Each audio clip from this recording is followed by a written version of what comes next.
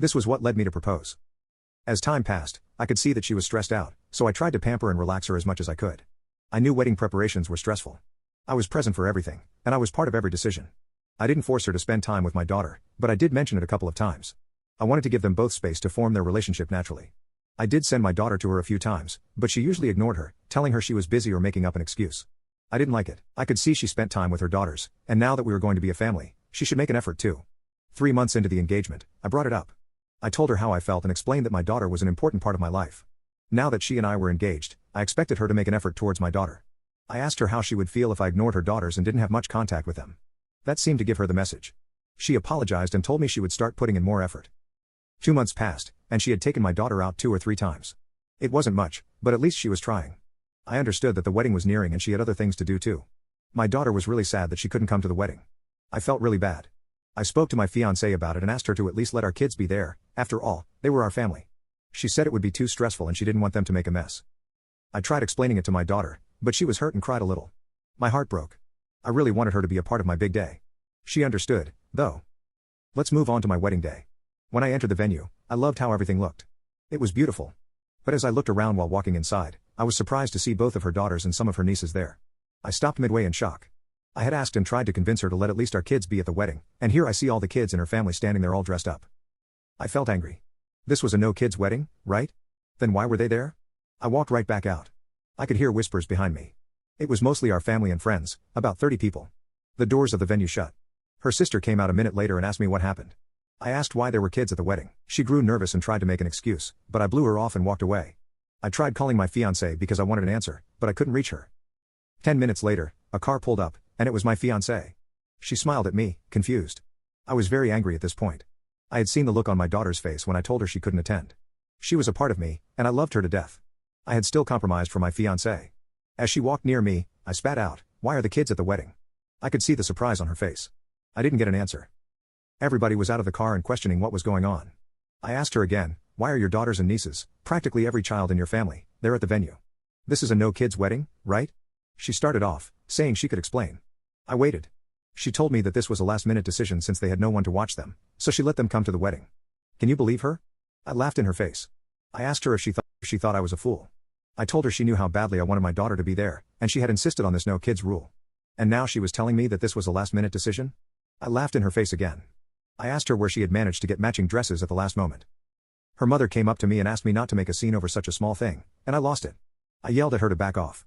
I glared at her and asked how she would feel if her fiancé's daughters and nieces were all there at a no-kids wedding and her daughter wasn't. That shut her up. Her father didn't know what was going on. He asked his daughter about it, and she started tearing up. I was raging though. I asked her if this is what she meant by starting a family. I told her my daughter seemed to be nowhere in there. She started saying that it was a mistake. She apologized and tried to hold my hand, but I stepped back. I told her this wasn't what I had envisioned when I proposed to her. I walked back inside and went up to the minister. I took the mic from him and announced myself. I told everyone there was a change in plans. She came running in at that moment. I announced that the wedding was off and made the reason very clear too. I didn't want to be. Update. Fiancé says she wants a no-kids wedding, so I'm not allowed to bring my daughter. But when I get to the venue, I see both of her kids and her nieces all dressed up, and at that moment, I laugh in her face and tell her this. I explained to all of them exactly what had happened and why the wedding was cancelled. She ran out in embarrassment. I was so angry after that, I walked out with my family behind me. I went back home with my best man, who was my best friend and the godfather to my daughter. He didn't say much but stood by me. He knew how I felt. Over the next few days, I had to sort out everything with all the people involved in the wedding arrangements, but the most important thing I had to do was explain to my daughter why the wedding didn't happen. When I got back home, I just hugged her and spent the whole day with her. She asked questions at first, but then she stopped and just played with me. I had packed all my fiancé's stuff and kept it outside. I didn't want to talk to her or interact with her. I know I could have handled the situation better, but at that point, all I could imagine was how much worse the treatment toward my daughter would get, and I was furious. I made a mistake by proposing to her. I should have waited longer. I was just so blinded by what could be that I didn't see what it was. The fact that she had the guts to tell Op to fund the whole wedding shows a lot about her character. Op should have hauled his ass miles away from her the moment she mentioned this. NTA. Op was blinded by green flags that weren't even there. He dodged quite a few bullets in the end. Her daughters and nieces were all there, and when asked, she couldn't even come up with a proper reason. Really, a last-minute decision. What did she think would happen? That since it was the wedding day, Op would just suck it up and go along with her? LOL, stupid. Op clearly loves his daughter. It sucks to have walked in and seen all the children from her family but none from his side, not even his own. Though I think he could have handled it in a better way, his rage is justified. He is not the a-hole. His ex is a huge one for trying to pull that. What was the fiancé thinking? And then her mother tried to cover it up by telling Op not to make a scene. Bro, your fiancé already made one by inviting all the children on her side of the family but none on his. Op made the right decision to dump her butt right then and there. She dug her grave, so she must lie in it. There's no getting out of this one. Also, Op is a great father. He knew his priorities and stuck to them. My son has 2 boys, ages 16, male, and 12, male. Their mom, my son's first wife, died suddenly 10 years ago. My son and the boys were lost. 8 months later, my son met a woman and fell very hard and fast for her.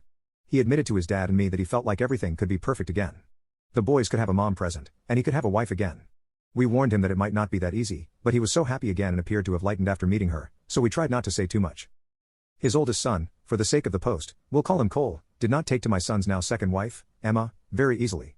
My son and Emma married 2 years after his first wife died. Emma had lived with him for 6 months prior to the wedding. The youngest, Jamie, started to call Emma mom almost immediately, but he was so little with no memories of his mom. Cole was different. He did not want to call her mom and did not like the idea of her being his second mom. He was adamant he did not want to see her that way. It became especially clear during the wedding that things would not go well. My son and Emma planned a small exchange between her and the boys, meant to be a sweet moment to celebrate the joining of the family, but Cole wanted no part of it and sat out while his brother and Emma took part. After that, we suggested to our son that everyone could do some therapy, and he listened. It's clear that our son has grown to resent Cole for not embracing Emma and being part of the family the way he wanted him to be. Their relationship is incredibly strained, and Cole is polite but very distant with Emma. He treats her more like he does his teachers than the rest of the family, and it angers our son. I have seen my son visibly frustrated when Cole calls her Emma or when he talks about his mom. A few days ago, my son was ranting and raving about how Cole is a stubborn brat and how he will never be able to understand why he can't accept Emma as a mom too. He said that adoptive kids don't dig in their heels this way and refuse to accept a new parent, that most are so grateful to have someone. He said it's disrespectful to him, Emma, and Jamie, that it undermines the family they all want to have and Cole refuses to try. He also said he wishes Cole was more like Jamie, that Jamie handled things right. That Cole is disrespectful to him as his dad by not listening. He also said he finds it hard to look at Cole and feel the same as he does for Jamie because of all this. I reprimanded him for talking like that about Cole.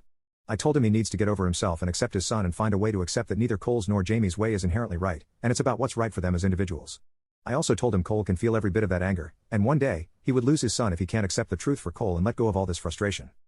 My son told me I will never understand and should not speak to him like he's a child. My parents divorced when I was 7. My dad was in the Navy, and I didn't see him from 1st grade until 8th grade, and after that, I didn't see him at all. My mom and stepdad got together when I was 16. I was very much used to the idea of not having a dad. He wasn't trying to be my dad, but he took care of me, paid for some of my college, and helped me out with a car and all that.